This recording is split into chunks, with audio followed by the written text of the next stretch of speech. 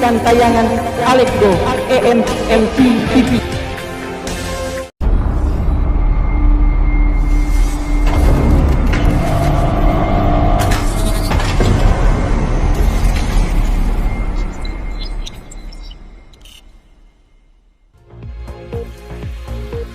ARS memulai dari TPA. Richard Swalang ini bentuk komitmen atasi sampah dan persoalan lainnya.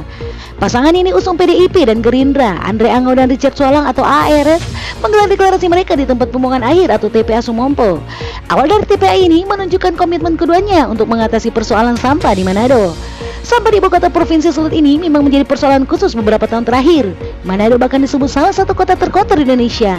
Kita akan tata sehingga menjadi area publik yang nyaman dan ruang terbuka hijau, kata calon wakil wali kota Richard Swalang dalam wawancara eksklusif dengan Alexgo dan MMC TV. Persoalan lainnya juga kita solusi. Pak Andre dan saya berkomitmen memberikan yang terbaik demi kemajuan Manado dan kesejahteraan masyarakat, ucap Richard lagi. Penasaran ingin tahu apa yang disampaikan Ketua PDIP Manado ini? Saksikan selengkapnya di Alexgo dan MMC TV. Alexgo dan MMC TV bersama buka cakrawala baru. Mari bersama membangun daerah. Mari bersama membangun bangsa. Guys, jangan lupa tonton, like, share, subscribe, dan bunyikan lonceng notifikasinya ya, untuk selalu mendapatkan acara terbaru dari tayangan ini. Salam sehat dan sukses selalu. Halo semuanya, jumpa lagi dengan saya Alexander Grazer dan dalam tayangan Alexgo dan MMC TV. Kali ini saya berada di Sekretariat Pemenangan PDIP bersama calon wakil wali kota dari Partai PDIP dan Partai Gerindra, Bapak Richard Swalang. Apa kabar Pak Richard? Kabar baik, Bung Alex. Salam sehat. Sudah deklarasi nih Pak, Ya. saya dan Pak Richard Swalang. Deklarasinya mulai dari TPA Sumompo. Ya. Apa maknanya nih Pak Richard?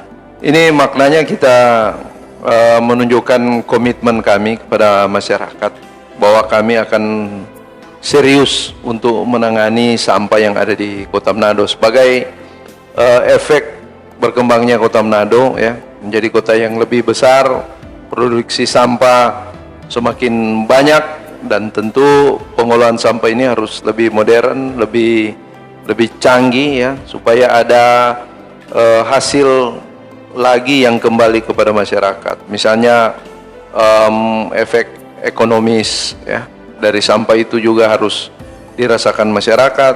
Kemudian efek dengan teknologi bisa menjadi energi yang terbarukan juga untuk kebutuhan masyarakat. Kalau mendengar penjelasan ini mirip dengan apa yang dilakukan oleh Pemkot Surabaya di bawah pemerintahan Ibu Risma ini. Terinspirasi dari Ibu Risma kayak ini Pak Richard? Kader-kader PDI Perjuangan yang ditugaskan partai untuk menjadi kepala daerah itu mempunyai tujuan dan visi dan misi yang sama, yaitu sudah ketika partai itu menjadi partai yang besar, partai pemenang, untuk mengejawantahkan kebesaran partai itu tentu harus lewat kader-kadernya yang saat ini berhasil di pemerintahan. Itu yang kita memberikan informasi kepada masyarakat ya, bukan isu-isu yang isu-isu politik misalnya, tapi prestasi-prestasi kader juga harus ditonjolkan. Itu dengan begitu masyarakat mengetahui program-program partai yang diimplementasikan ke kadernya yang menjadi kepala daerah. Tentu kita ada program-program yang sudah ada timeline untuk program-program tersebut. Saya kira tidak akan lebih dari 3 tahun program ini sudah jalan dan akan segera dirasakan hasilnya untuk masyarakat. Ini luar biasa nih Pak Richard, karena tempat sampah akan berubah menjadi taman bermain anak-anak, tempat yang layak untuk publik. Selain masalah sampah, apalagi program-program yang akan dibuat oleh Pak Andre dan Pak Richard? Yang perlu ditonjolkan juga tentang kita akan membuka lapangan pekerjaan dengan meningkatkan investasi ya. Kemudian juga soal perumahan dan pemukiman yang tentunya akan dikejar sehingga soal persoalan infrastruktur ini bisa langsung dirasakan oleh masyarakat. Jadi kita kira Makanya kami dan Pak Andre itu selalu menegaskan bahwa kalau ada sinergitas tentu kita bisa lebih mempercepat program-program ini. Kita tidak bisa berharap dari APBD Kota Manado itu sendiri. Saya lihat ini ada sinergitas yang baik ini antara Pak Andre dan Pak Richard. Dan kalau bicara sinergitas juga ini, salah satu kelebihan dari Pak Andre dan Pak Richard ini adalah punya hubungan yang baik dengan pusat, Presiden Jokowi, kemudian dengan Gubernur. Jadi ada dari atas turun ke bawah ini. Ini menguntungkan ini Pak. Kita kira pengalaman juga saya di DPRD Kota Manado, ya. Pak Andre juga di DPRD provinsi. Ya kita tidak bisa membangun dengan anggaran yang ada di APBD saja. Kita perlu stimulan-stimulan dari pemerintah pusat, ya. Ini untuk mengakselerasi pembangunan. Jadi apa yang kita lihat itu harusnya dipercepat, ya, untuk pembangunan itu, ya kita tidak harus menunggu anggaran dari APBD itu, tapi kita mencari, ya, stimulan-stimulan dari pemerintah provinsi atau pemerintah pusat, ya. Misalnya infrastruktur. Kalau infrastruktur berapa sih yang bisa biayai oleh APBD, ya? Kalau ini ada kewenangan dari provinsi dan dari pusat, kita bisa mendapat dana tambahan ekstra untuk membangun infrastruktur. Masih soal sinergitas ini juga, kita singgung sedikit mengenai DPRD atau legislatif, karena itu juga akan menentukan jalannya pemerintahan nanti. Pak Andre dan Pak Richard hanya didukung oleh PDIP dan Gerindra, belum mayoritas ini. Bagaimana ini membangun kemitraan ini, Pak Richard? Ya tentu kami kan berdua dari DPRD. Ada hal-hal kemitraan eksekutif dan legislatif yang kalau kita lihat dari sisi legislatif, ya, agaknya kayak kaku, ya. Tapi kita kira yang perlu itu komunikasi politik, komunikasi yang membangun, yang berakhir dengan kepentingan masyarakat. Itu yang perlu kami yang sebagai eksekutif misalnya mengkomunikasikan itu dengan legislatif. Teman-teman legislatif juga pasti akan mengerti, dan tentunya ini kan kita kira hal yang biasa bagi Pak Andre dan saya ketika melakukan komunikasi politik dengan teman-teman di DPRD. Memang hebat ini Pak Andre dan Pak Richard, kombinasi yang cocok dan pas. Pak Richard sendiri memandang sosok Pak Andre seperti apa? Kalau menurut saya, beliau kan dengan saya sudah di partai sudah cukup lama, ya. Kita satu partai, kemudian sekarang ditugaskan bersama-sama untuk maju di Pilkada Manado.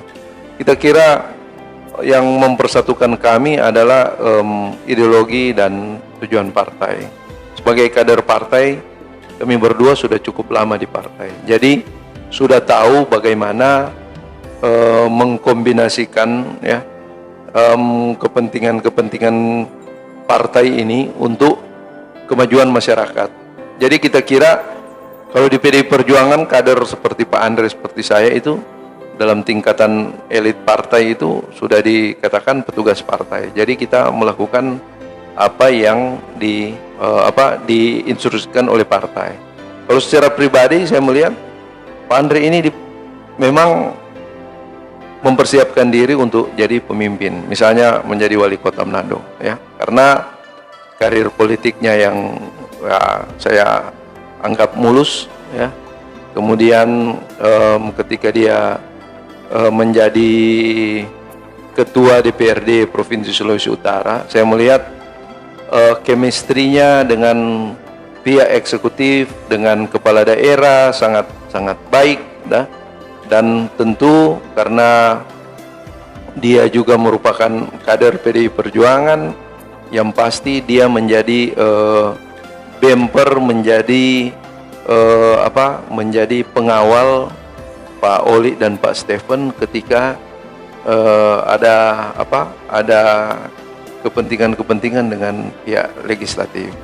Saya kira dia cukup mumpuni, ya, sangat mendetail dalam soal planning, ya, memikirkan strategi-strategi politik yang tepat bagi dirinya dan rakyat Kota Manado. Itu kita kira yang menjadi modal utama Pak Andre. Saya tidak melihat politisi yang begitu mendedikasikan pikiran dan tenaganya untuk Kota Manado. Meskipun kalau melihat figurnya kan sudah terbentuk dari 10-15 tahun yang lalu. Tapi timing yang beliau lakukan ini ketika pencalonan ini sangat tepat, saya kira. Ya, tentunya kan kami sering berdiskusi tentang kemajuan Kota Manado. Beberapa kali, ya, di banyak kesempatan, selalu ketika juga beliau menjadi ketua DPRD, ketika saya menjadi wakil ketua DPRD di DPRD Kota Manado, ada hal-hal yang selalu kita diskusikan, ya.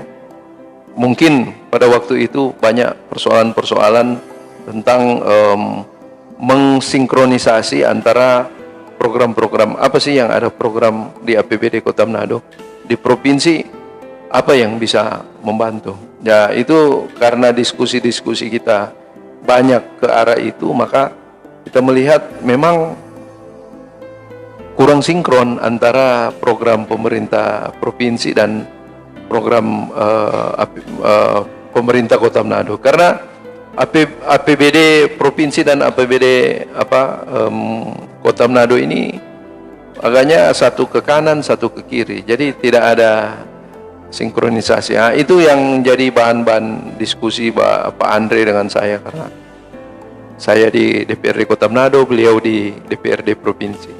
Makin ke sini arus dukungan ini semakin banyak ini. Yang lalu itu saat deklarasi ada 48 rumah pemenangan. Dan kemudian terus bertambah, dan yang paling heboh adalah dukungan dari mantan Wali Kota Manado dan juga mantan Ketua DPD Golkar Sulut, Bapak Jimmy Rimbarogi. Seperti apa ya Pak Richard melihat dengan datangnya dukungan dari Pak Imba ini? Pak Imba sendiri, ya, kan kita termasuk generasi muda di Kota Manado.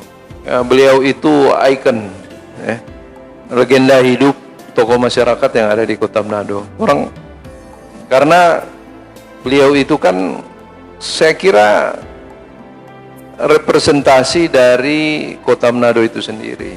Beliau itu, ya, dari kalangan masyarakat bawah, kemudian merintis karir di usaha, di politik, ya, sampai beliau ke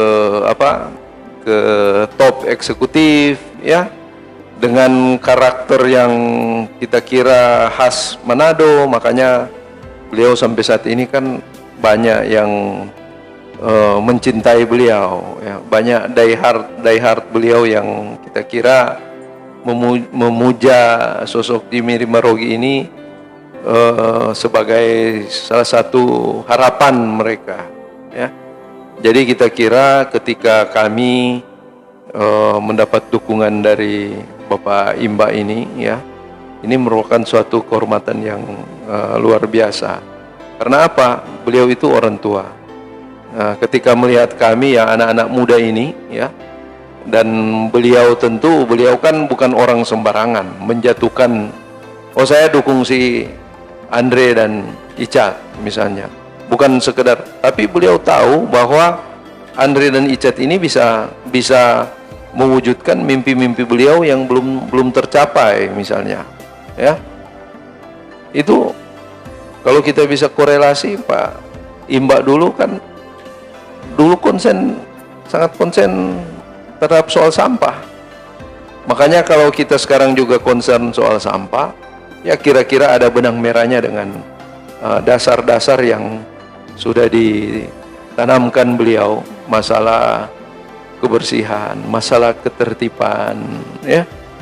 Ini bisa yang baiknya ini kita bisa ambil untuk diterapkan di pemerintahan kita nanti. Dan saya kira kalau secara pribadi, ya saya kan kader PDI Perjuangan, kita mengenal Bapak Imba ini tokoh Partai Golkar, ya. Jadi saya kira ketika beliau memberikan dukungan kepada kami, ya, itu semakin membuktikan bahwa politik itu semakin cair, ya, semakin cair, dan kita kira figur orang juga akan melirik mana sih figur yang terbaik dalam kontestasi pilkada seperti ini. Ada yang menarik dari pernyataan Pak Imba saat peresmian sekretariat relawan militan Imba tadi, bahwa masyarakat dan pandangan umum menyebut PDIP sulit menang di Pilwal Manado, dan Pak Imba siap mematahkan mitos ini untuk memenangkan AARS.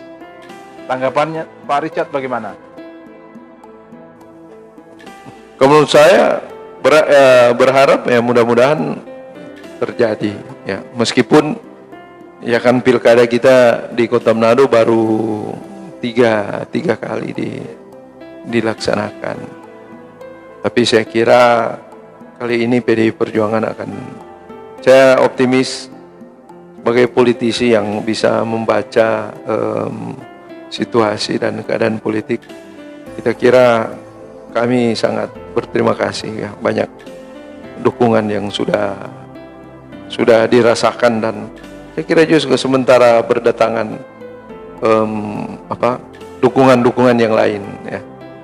Satu keunggulan lainnya juga adalah PDI ini dikenal solid dan militan, terutama di bawah kepemimpinan Pak Richard Soalang sebagai Ketua DPC PDIP Manado. Ini bagaimana membentuknya ini sehingga terlihat solid dan militan ini, Pak Richard? Saya kira kan di partai masing-masing, ya, di partai politik ada kiat-kiat tersendiri. Tapi kita kira kalau di PDI Perjuangan, ya, ada ideologi yang kuat. Artinya saya selalu memotivasi teman-teman yang kalau mau berjuang di PDI itu namanya berjuang untuk rakyat, bukan untuk diri sendiri, bukan untuk kelompok, ya. Ketika jadi anggota DPRD misalnya, terpilih jadi caleg, ya, kemudian caleg terpilih jadi itu buah pekerjaan partai, ya. Figur itu hanya diberi kesempatan oleh partai. Makanya mesin partai ini, teman-teman pengurus dari ranting sampai anak ranting ini benar-benar akan membantu kader partai yang membina dan membesarkan mereka. Tentu, ya, kalau mau dibilang pengorbanan, tentu ini sudah pengorbanan yang sangat besar. Tapi kita kira kawan-kawan pengurus yang menjadi pengurus partai ini juga sudah mulai merasakan hasilnya. Saya bilang kita kan menang pileg, ya. Sekarang ini harus menang pilkada supaya eksekutif dan dan legislatif kita bisa menangkan. Kalau kita bisa menangkan dua-dua, kesejahteraan rakyat Manado itu bisa kita tingkatkan. Melalui apa? Program-program perjuangan partai yang dari pusat sampai ke daerah. Kalau rakyat Manado sejahtera, berarti kalian juga sejahtera, karena pengurus PDI Perjuangan itu adalah bagian dari rakyat Kota Manado. Itu yang kita kira selalu memotivasi, ya. Meskipun saya bilang, misalnya kita perlu 5 tahun untuk menang. Saya sudah 10 tahun jadi ketua DPC. Target pertama jadi ketua DPC menambah kursi. Target kedua kemudian di pemilu 2019 memenangkan pemilu legislatif, ya. Target 2020 memenangkan eksekutif, ya. Kemudian 2024 tentu memenangkan eksekutif dan legislatif. Karena bagi PDI Perjuangan, pemilu ke pemilu itu saling berhubungan. Jadi misalnya saya selalu mengatakan pada teman-teman, orang ini mesti menang legislatif. Kalau orang menang legislatif, orang akan lebih mudah menghadapi pemilu kepala daerah. Karena apa? Kita tidak akan kehabisan energi di lobi-lobi untuk koalisi. Kita sudah genapkan kursi kita, ya. Tinggal kita mencari figur dan kita daftarkan, kemudian kita kampanyekan dan kita menangkan. Nah, itu yang selalu sampaikan pada teman-teman kader pengurus kecamatan, kelurahan ranting. Jadi saya harus bilang, cita-cita kalian itu sama dengan cita-cita saya, membawa kebesaran partai menang. Kalau orang kalah, tidak ada kebanggaan di situ, dan tujuan kita mensejahterakan masyarakat Manado akan lebih lama. Makanya kita bilang ini 2020 kesempatan terbesar kita untuk berkuasa di eksekutif.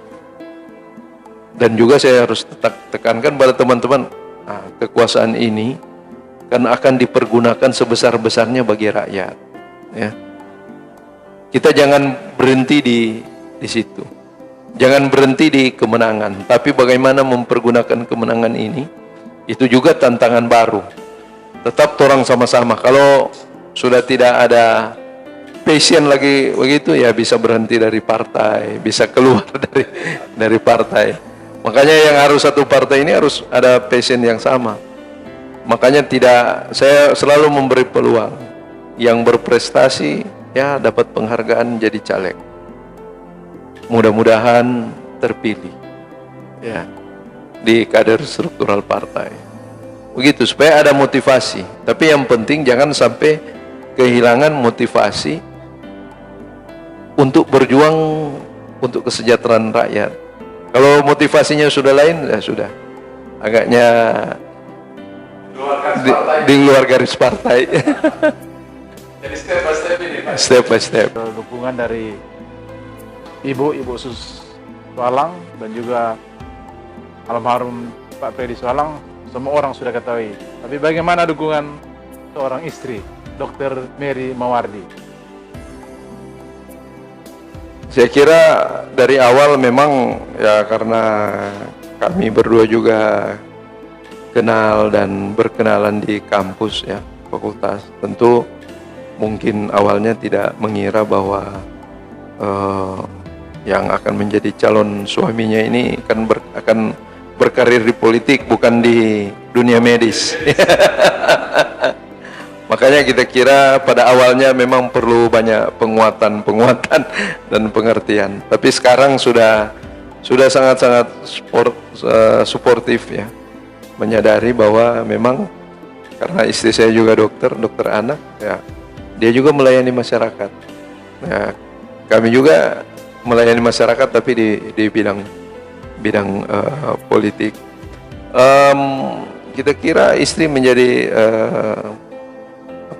menjadi kritikus utama karena juga kan biasa masalah-masalah seperti ini. Kita kira itu dalam bentuk dukungan, ya, mengkritik, kok ada langkah-langkah ini yang diambil, ini harus begini-begini. Saya anggap itu dalam bentuk dukungan. Oh, ternyata beliau memperhatikan apa yang saya kerjakan, dan sampai saat ini syukur juga anak-anak juga termasuk yang saya lihat juga sudah mulai tertarik di bidang politik, ya. Ya, karena kan dulu seperti saya kan tidak dipersiapkan untuk terjun di bidang politik. Ya, menurut saya juga anak-anak, meskipun karena kami juga istri dan saya juga demokratis, jadi tolong kasih pilihan, ya, mau jadi dokter apa mau jadi politisi. Kalau di politisi berarti harus, kalau ini bagusnya kan kuliah di Fakultas Hukum, seperti itu. Nah, makanya dikasih pilihan. Oh, ternyata maunya juga di SMA jurusan sosial, kemudian masuk Fakultas Hukum. Tahun ini sudah mulai kuliah di Fakultas Hukum Universitas Indonesia. Kemudian kita kira kan pemimpin itu harus diciptakan, dia bukan dilahirkan. Kita kira itu, tapi ya terserahlah nanti.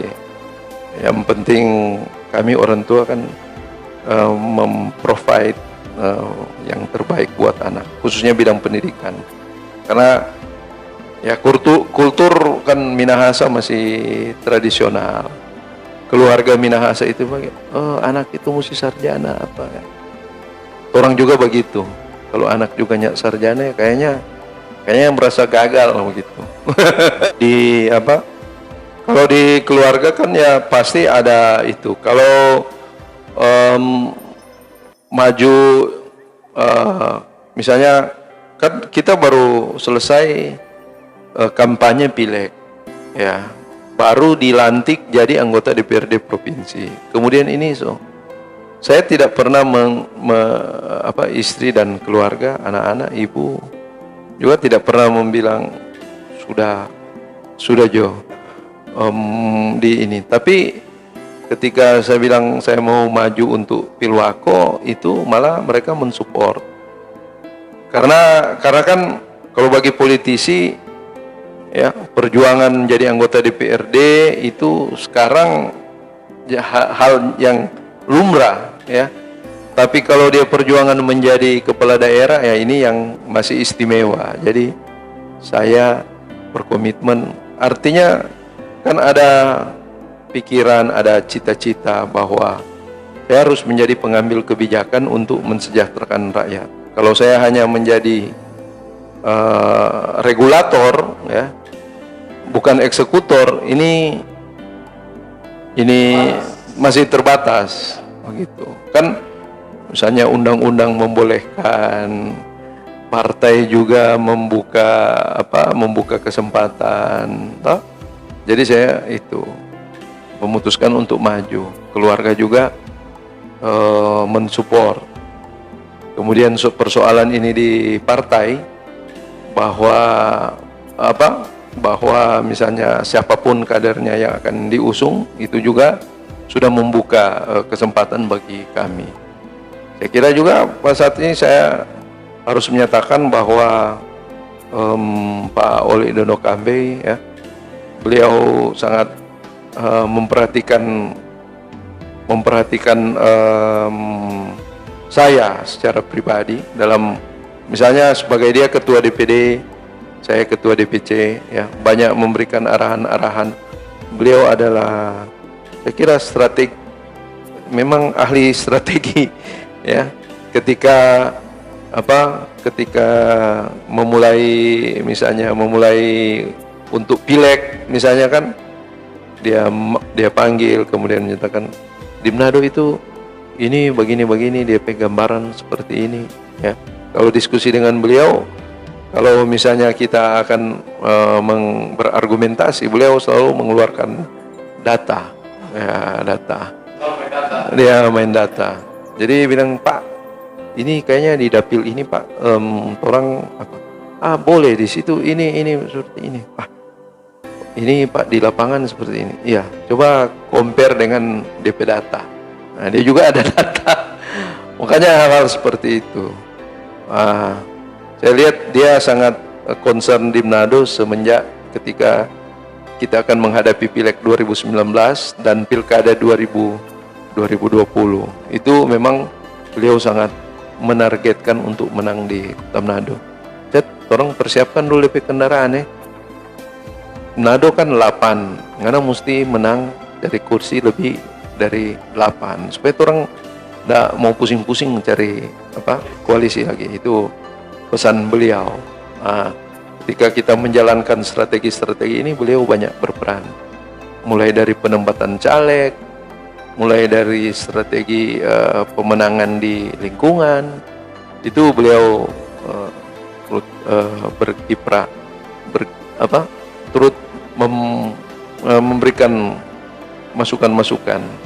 Termasuk juga ketika dalam pilkada ini ya, saya sangat menghargai sikap beliau ketika memanggil saya langsung untuk memberitahukan bahwa saya adalah pilihan partai untuk mendampingi Pak Andre.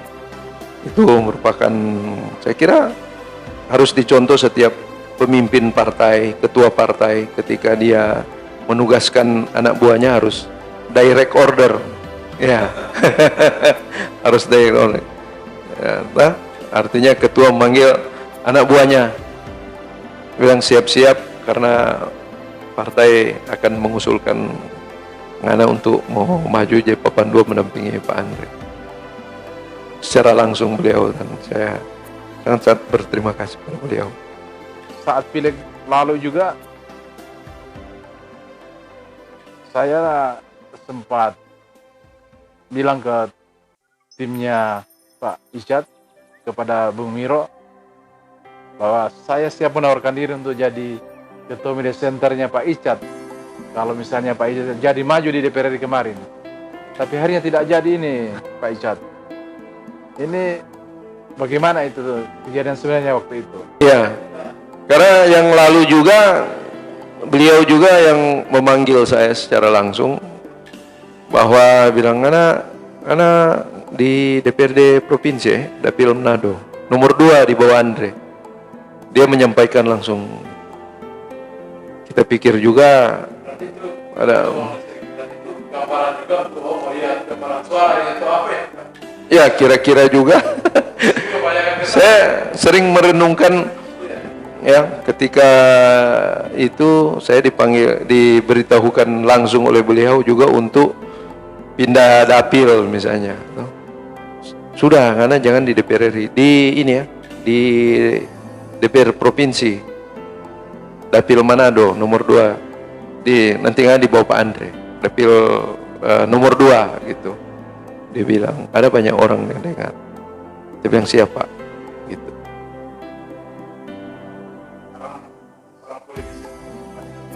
Kita saat ini Ya, ya, ya,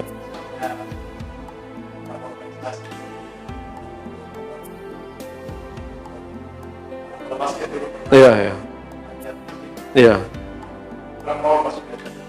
Membagi waktu ini bagaimana? Ada khusus pernah tak dimulai keluarga?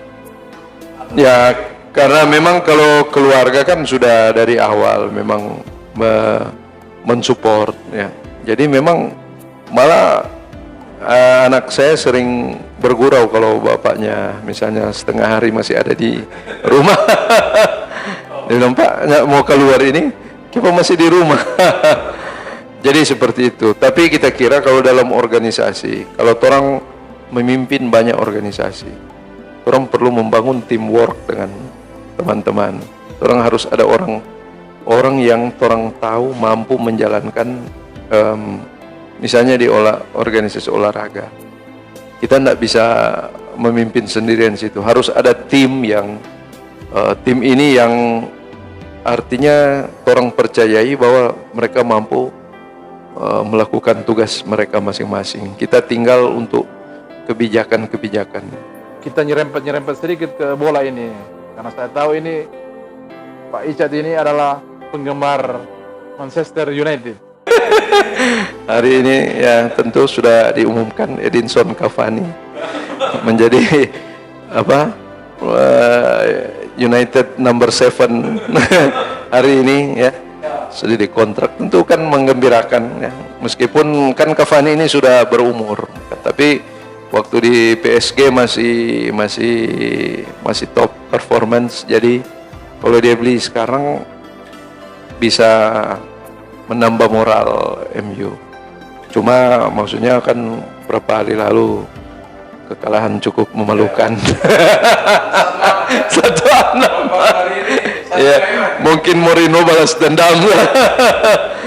Tapi prospek ini kayaknya ya kalau saya ya sudah bagus kalau dia masuk zona Liga Champion lagi. Ya, mungkin tahun depan sudah bisa memikirkan juara.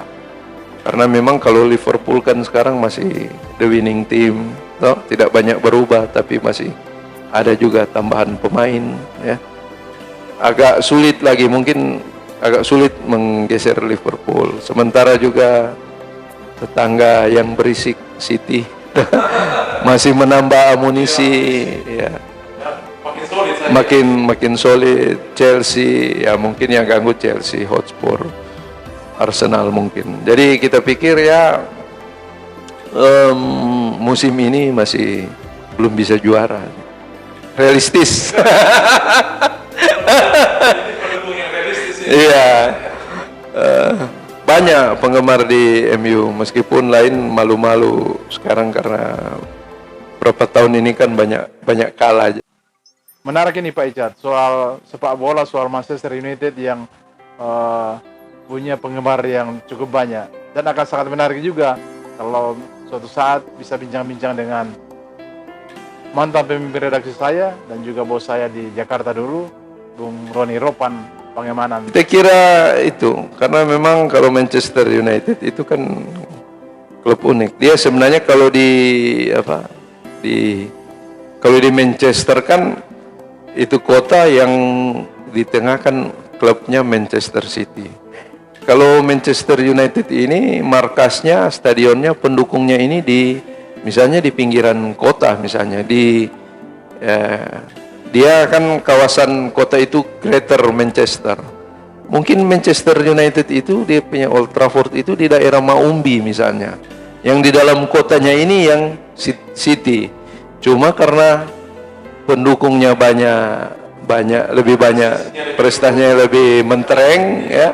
Jadi supporternya lebih banyak ke Manchester United. Saya kira kan kalau contoh mungkin kalau Manado punya klub sepak bola nanti yang pro bisa memikirkan bagaimana sepak bola itu ada efek ekonomis buat masyarakat. Ya, saya kira pertama kan kalau klub sepak bola di kota itu pertama menghadirkan kebanggaan, ya toh. Nah, kalau kami berpikiran kalau dia sudah bisa menghadirkan kebanggaan, orang bisa menghadirkan efek ekonomi supaya masyarakat yang menonton bola yang ada di sekitar stadion, ya, industri-industri itu bisa terangsang, bisa ada efek dari adanya klub sepak bola itu. Kemudian juga kalau ada kebanggaan begitu, ada tingkat kebahagiaan masyarakat Kota Manado itu meningkat. Itu yang penting. Makanya jangan kita pikir, kita juga harus memikirkan. Karena apa? Ada pemimpin misalnya dia pikir, bola itu mahal, buang-buang uang. Padahal kalau itu bisa membahagiakan masyarakat kota, kalau mereka sudah bahagia untuk menjalankan program pembangunan, masyarakat akan lebih support. Ya toh? Ayo orang support pajak, lebih rajin bayar pajak. Kalau kamu rajin bayar pajak, ini kita bisa menghidupi klub bola kita loh. Kalau ada klub bola, ngoni bisa bauni, ngoni bisa senang. Pak Icat sering memanfaatkan waktu luang bersama keluarga kemana? Kalau sekarang orang kebanyakan pergi di luar kota, misalnya ke Tondano, makan Milo, biasanya yang kuliner sekarang. Ya, wisata kuliner. Karena memang kan berapa bulan ini banyak berdiam di rumah sebenarnya kan, karena ada pandemi ini. Jadi kalau mau dengan keluarga itu aja kuliner, makan di Bitung, makan di sana, sekaligus jalan-jalan gitu. Kalau saya kan ya tentu seperti kebanyakan orang Manado, tentu ikan bakar, yang gampang-gampang. Sesi terakhir Pak, silakan sampaikan pesan-pesan khusus kepada pendukung ARS untuk menjaga solidaritas dan tetap menjaga kedamaian selama masa kampanye. Juga pesan-pesan khusus kepada generasi muda untuk terus berkreasi dan berinovasi dalam pembangunan. Para pendukung ARS ya, kita berkampanye dengan santun, kita adu program ya. Saya minta juga karena yang menjadi kompetitor kita ini kawan-kawan semua secara pribadi kenal, agar kita tidak berkampanye secara pada pendukung, supaya jangan berkampanye yang menyinggung hal-hal yang bisa merusak hubungan pertemanan yang sudah terjalin ya. Artinya jangan sampai menyerang hal-hal yang tidak patut untuk angkat di atmosfer di Kota Manado ini, karena saya dan Pak Andres secara pribadi menghormati kompetitor-kompetitor kami juga. Kemudian tentu pada masyarakat Kota Manado, terlebih khusus pada kaum muda yang ingin berusaha, tetap kreatif, ya, juga untuk tetap melihat peluang-peluang yang ada. Meskipun di masa pandemi ini, ya, kita kira juga untuk tetap menjaga protokol kesehatan, ya, dalam beraktivitas dimanapun kita berada. Saya kira itu yang bisa saya sampaikan. Demikianlah pesan-pesan yang disampaikan Pak Richard Sualang. Pesan-pesan untuk selalu menghormati kompetitor, menjaga kedamaian, menjunjung persatuan.